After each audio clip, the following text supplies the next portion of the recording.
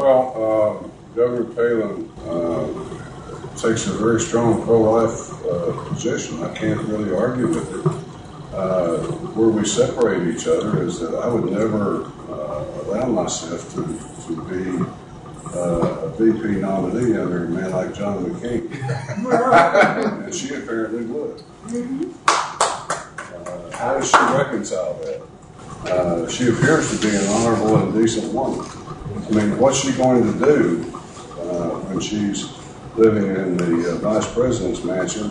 I mean, is she just going to accept his policies? Well, the answer is yes, because she has to agree to do that before she takes the job. I mean, I can't, if by some act of God's mercy, Chuck Baldwin and I were elected, and he said, well, guess what, I decided to invade Iran. I would have to resign. But I don't think Sarah Palin would do that. In fact, she says she wouldn't. But anyway, that's my answer. Okay. The solution, the American people still have the capability to change this government. I blame them in some ways because we've signed off on their debts and we've acted as fodder for their wars. But I don't blame them entirely because we have a controlled media. And the reason I know it's a controlled media is because they told me. I mean, we hired a media consultant, a man who has a stellar reputation for placing people on national media. And he come back and told us, you guys are blacklisted. You're not going to be booked, period. Well, how can you have a free society if you have a controlled media? So my point is, the change is to elect a different government than the one we have. One who has solutions and will follow them through. One who talks about issues in the campaign and instead of just comparing his opponent to Britney Spears and things like that. Today I heard a big controversy where Obama said that John McCain was like putting lipstick on a pig, because he tried to separate himself from Bush, but I guess that's what he was implying. Someone seemed to think that he was talking about Sarah Palin being lipstick and pig or something like that. But anyway, the point is that the American people have got to be willing to cut through all of that and elect a government that will affect change, real change, not the Obama kind, the kind we've been talking about. And there's one party out there, and only one, that's the Constitution Party. Like it or not, that's the way it is. And libertarians right now are coming to us because, like this man I was telling you earlier said to me last night, there's more religious freedom in the Constitution Party than there is in the Libertarian Party, he said. The American people have got to start voting. If they want to get what they want, they have to vote for what they want. And furthermore, they've got to be willing to support it financially. It doesn't take $2,300 a person. $20 a person would be fine as long as there's enough persons. And then the media will not be able to shut us out because we can buy media. And we can get our story told. I mean, I would like to go on national television and tell the American people exactly what the Federal Reserve is and what it's doing to them, so they could hear it, but that would be very expensive.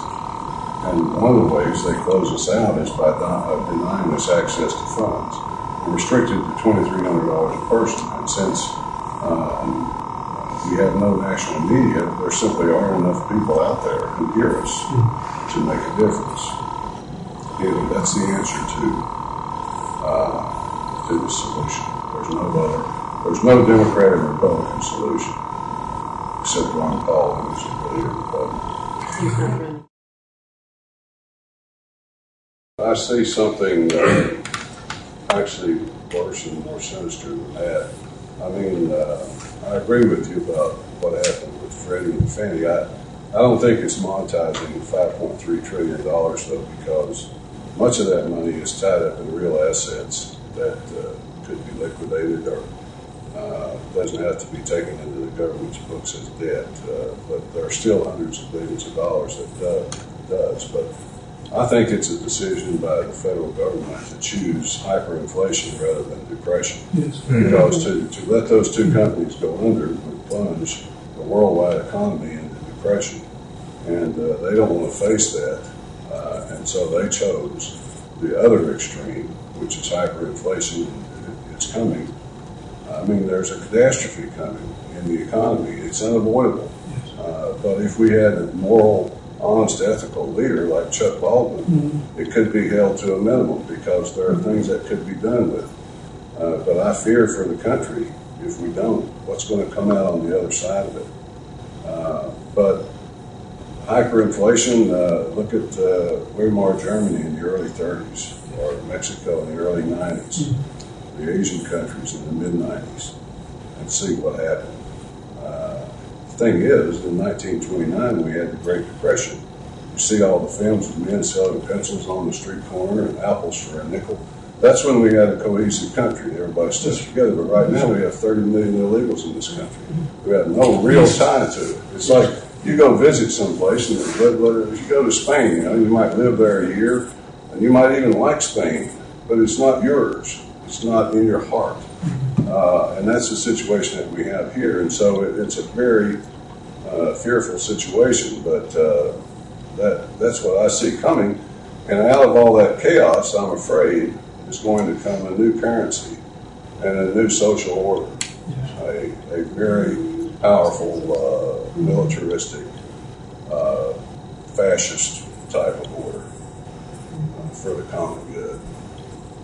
Individually, we will all be merged into the common good. Collectivism as opposed to... That's my vision of the future. Some might call it a nightmare, but I do pray. I pray that I'm completely wrong. I really do. It would not embarrass me to be wrong. I'd be overjoyed about it.